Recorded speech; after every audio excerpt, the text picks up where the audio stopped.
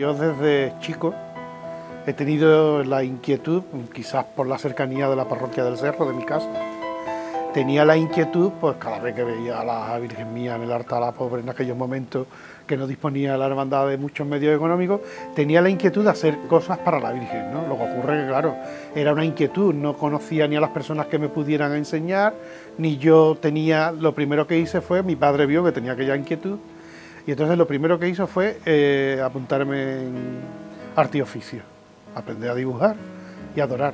Y por las tardes me metí en un taller de dorado para aprender, pero sin cobrar ni nada, simplemente por aprender. En este transcurso de tiempo, mientras estuve estudiando arte y oficio en el taller, pues conozco una señora que se llamaba mi maestra, que es Fidela Velázquez, que era oficiala de Padilla, del taller de Padilla. Y yo lo canalicé todo por una... Yo nunca pensé que me iba a dedicar de forma profesional al bordado, ¿no?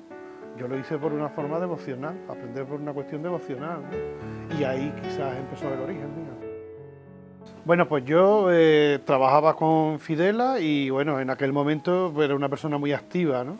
Entonces estuve trabajando, yo entré a trabajar con Vittorio Luchino, que llevé el departamento de venta y la tienda de Sierpe, te estoy hablando del 81, cuando volví de la Billy, que entonces las inquietudes eran diferentes. Y estuve trabajando con ellos 3 años y medio, yo ya a ellos, pues en el propio taller le bordaba los trajes de novia a Vittorio Luchino, ¿no? Y entonces, bueno, por circunstancias de la vida en el 84, pues me quedé parado. Y entonces decidí que si yo a ellos le hacía los trajes de novia y llevaba varios años aprendiendo con Fidela, pues dar el salto y montar mi taller. Y lo monté aquí, en el primer taller que yo tuve, lo tuve aquí en la calle Sagasta. Vale, en Sevilla lo primero que hice fue para la Hermandad de Santa Cruz, que es una hermandad que siempre, y ahora mismo tengo los paños de bocina que lo vamos a restaurar, es una hermandad que siempre ha confiado plenamente en mí y fue la primera de Sevilla capital, ¿no? Separo, verá, tú dirán algunos, bueno, separo la hermandad del Cerro porque era una cosa devocional. Yo con el Cerro casi nunca hemos hecho negocio, ¿no? Todo ha sido una cosa a nivel altruista en un 99%. Pues bueno, ahora mismo tenemos la túnica del Nazareno de Daimiel, de la hermandad de los Morados de Daimiel, que es como les gusta a ellos. Tengo la saya de coronación de la Inmaculada de Castilleja, otra saya que se le va a hacer también para los actos. Se ha terminado la saya, pasar a restaurar la saya de la Virgen de los Dolores de aquí de la parroquia de San Alberto, que dicen algunos que es la antigua de Veracruz, aunque no está documentado. Tengo un sin pecado para la Hermandad de los Estudiantes de Madrid. Estamos restaurando el manto de la Macarena de Madrid, ya se le hizo la saya el año pasado. Estamos con el Mediatri y el Senatus de la Redención de aquí de Sevilla, el sin pecado del Sagrario de Sevilla, y hay un sin pecado, un mantolín, tocas que tenemos que montar, pero eso ya a posteriori de Semana Santa. En este caso en concreto, este año para mí, no. El año pasado sí lo noté. Las cosas como son. Hay que ser justo y honesto. Yo el año pasado sí lo noté. Pero también es cierto que nosotros tenemos una vertiente que no tiene nada que ver con el bordado en oro, lo que es para imágenes religiosas, ¿no? Yo hago también lo que son bordados para muchísimos modistas. Le trabajo a Cañabate, a los Vittorio Luchino, María L. Arévalo, Juan Vara, Antonio García y a los Eve, ¿no? Y el año pasado la parte que no tuvimos en gran medida de las hermandades la suplimos con la colección que le hicimos de mantones de Manila bordado en seda a los Eve. Y eso, pues bueno, también te abre otros horizontes, ¿no?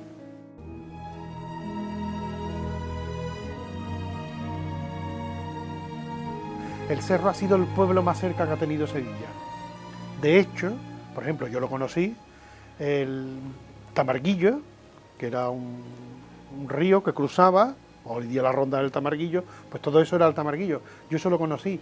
Y entonces la gente mayor del Cerro decía, vamos a Sevilla, porque había que cruzar un puente, y después teníamos que cruzar el puente de la Enramadilla. Era algo que nos resultaba distante, de ahí que se conforma un barrio muy particular, donde no hay que salir del barrio, ni para ir a banco, ni para colegio, ni para comprar, ni para nada. Era un pueblo dentro de la ciudad, ¿no?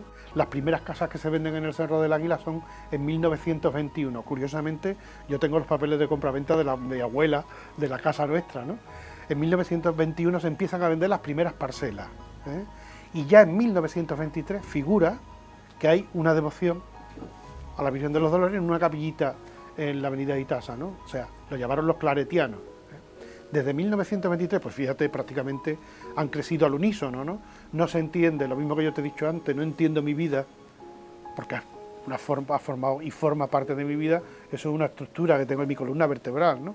Pero no se entiende tampoco el Cerro del Águila, del barrio sin la Virgen y la Virgen sin el barrio. Yo digo que es la mejor embajadora que ha tenido el Cerro del Águila, ¿no? Porque mucha gente descubrieron al cerro a través de la devoción a la Virgen de los Dolores.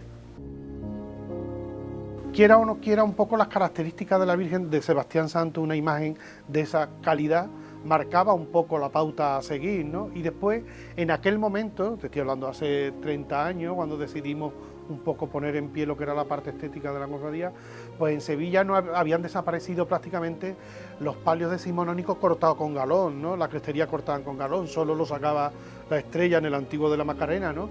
Y entonces lo que nos planteamos de recuperar cosas que se hubieran perdido, y la realidad es que el paso de palio del cerro, habrá gente que le podrá gustar más o habrá gente que no le podrá gustar, esto es como todo en la vida, pero nadie me puede discutir que tiene una personalidad propia y que aporta, que eso es lo difícil hoy día. Hay una comparativa que se marca, decías tú del cerro, el Maya, ¿por qué no palio de Maya?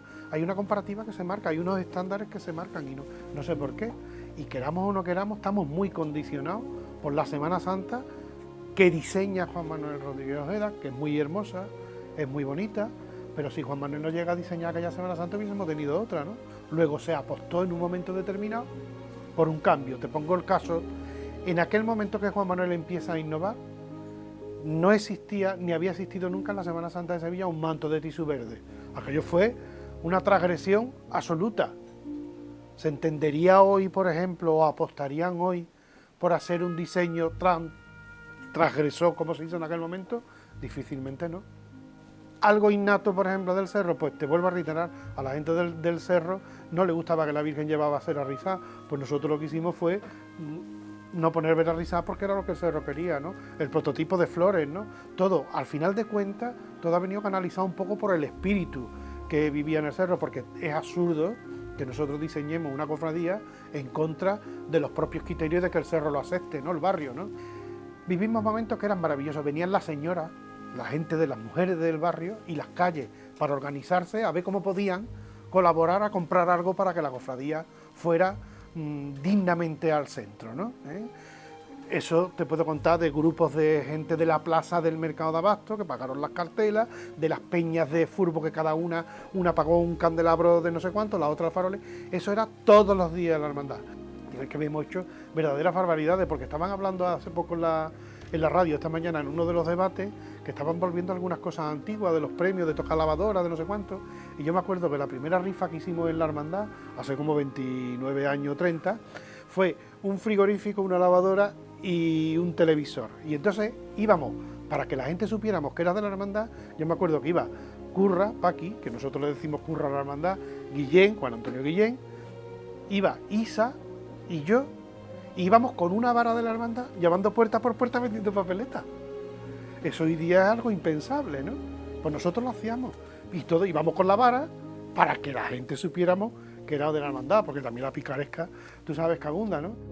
Montones de gente que son anónimas, que han hecho lo infinito porque su cofradía esté al nivel que está, ¿no? Entonces hay que ser agradecidos siempre, porque además la historia siempre tiene que estar presente, porque así sabemos dónde vamos.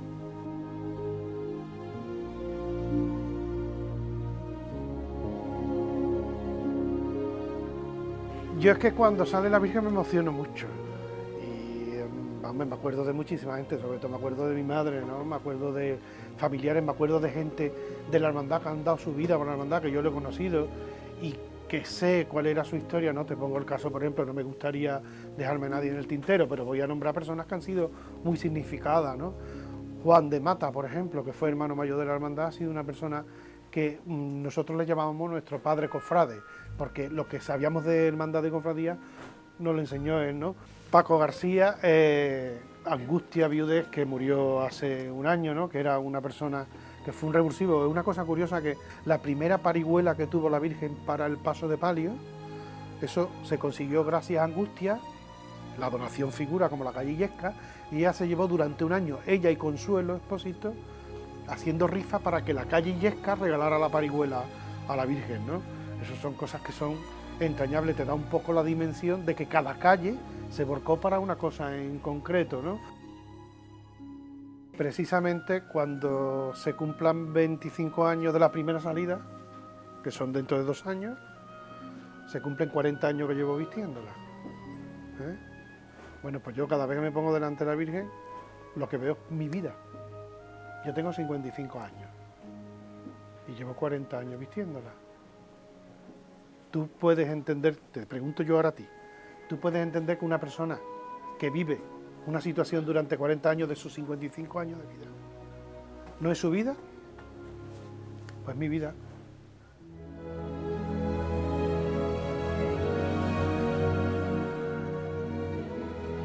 Aquello fue una cosa tremenda.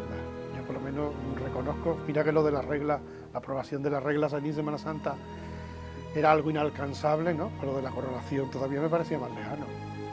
Yo no pensé que nunca eso iba a ocurrir, ¿no? Y de la forma que ocurrió, ¿no? Yo todavía estoy un poco asombrado de que lo hiciéramos, ¿no?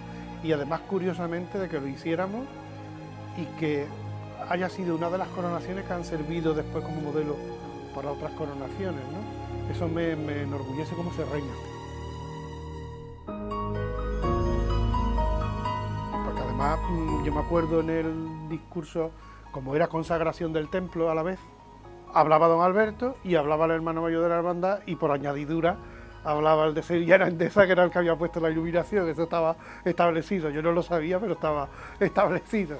Yo lo que hice fue relacionar la coronación de la Virgen de los Dolores con la coronación al esfuerzo y el trabajo de todas las madres del cerro, de todas las vicisitudes que habían vivido, de gente que sabemos en el cerro que son madres abnegadas que han estado trabajando por sus hijos en un momento determinado de la historia, que estaban enganchados por las drogas. Todo eso está en el discurso que yo hice y fue, al final de cuentas, un fiel reflejo de lo que yo he vivido. Es que el sentimiento hacia la Madre de Dios, que era nuestra Virgen de los Dolores, pues a la vez extenderlo a todas las madres, porque al final de cuentas, salvando las distancias de la divinidad, Madre de Dios, las madres siempre son sacrificadas y las madres siempre se entregan por sus hijos.